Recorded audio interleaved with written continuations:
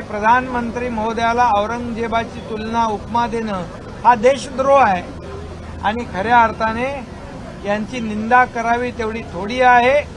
कारण औरंगजेब वृत्ती त्यांनी दाखवली, कारण आपल्याला माहित आहे त्यांनी भावालाही सोडलं नाही, औरंगजेबाने बापालाही सोडलं नाही, नातेवाईकांनाही सोडलं नाही।